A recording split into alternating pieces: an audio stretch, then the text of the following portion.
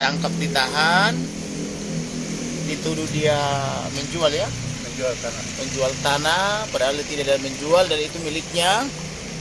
Kemudian dia bebas murni di Mahkamah Agung berdasarkan putusan PK.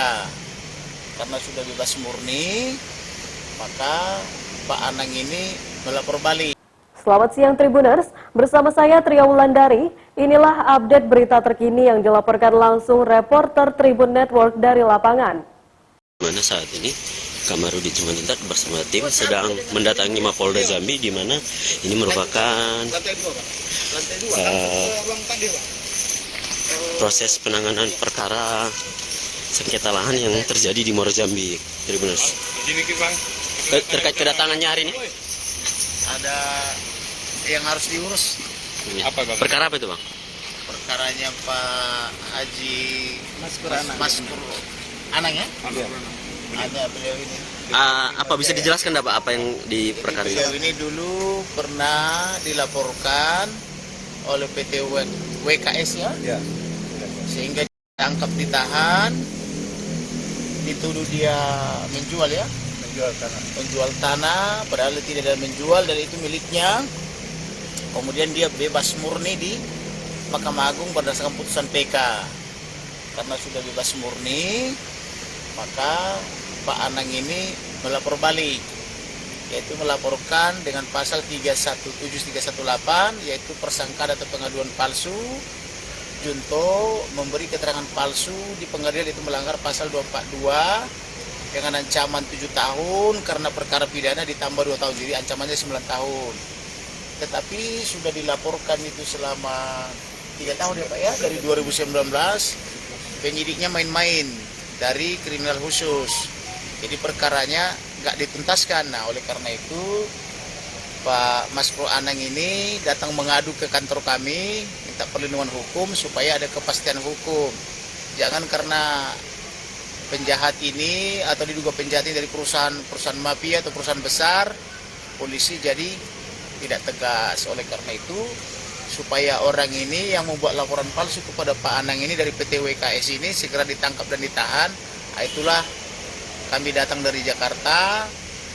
Pertama kemarin mengurusi keluarga almarhum Brigadir Joshua, yang kedua mengurus bapak ini. Itulah intinya. Berarti WKS direkturnya kan siapa yang kita laporkan ini? Yang kita laporkan itu orang yang disuruh direktur, yaitu dulu di sana dia sebagai humas, kemudian direktur utamanya juga, karena yang menyuruh humasnya itu kan direktur. Jadi kita minta supaya segera ditangkap dan ditahan karena melakukan kejahatan. Boleh disebutin lah namanya saya. Ya. Oke.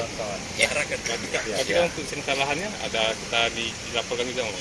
Jadi bapak ini punya lahan itu berasal dari sebagian warisan dari orang tuanya, sebagian pembebasan dari masyarakat, yaitu masyarakat menjual atau melepaskan haknya.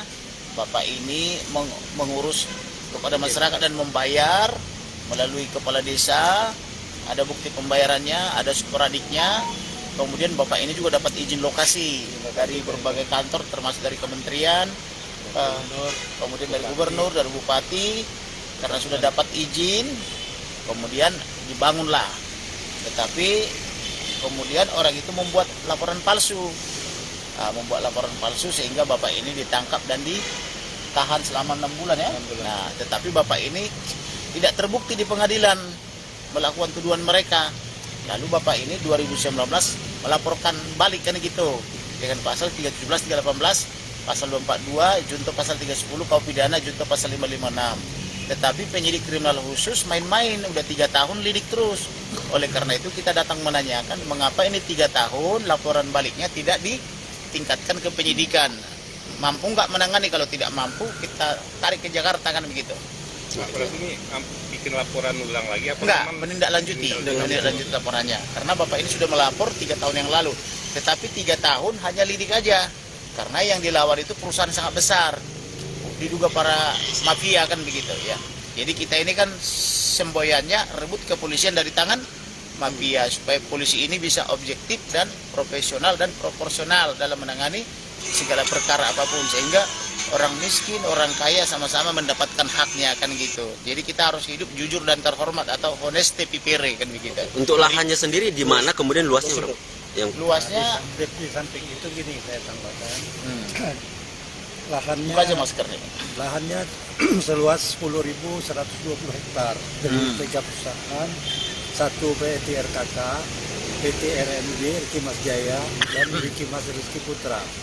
Nah itu lahannya sekarang dikuasai secara Melawan hukum. Nah, itulah saya minta bantuan pengacara saya agar menuntaskan masalah ini, karena kami sudah mendapatkan kemenangan di Pengadilan Negeri Jambi dalam perkara 51 tahun 2013.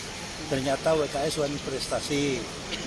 Setelah itu di dalam perkara 109 tahun 2019 kami mendapatkan 109 tahun 2017 kami mendapatkan WKS ternyata terbukti melakukan perbuatan melawan hukum.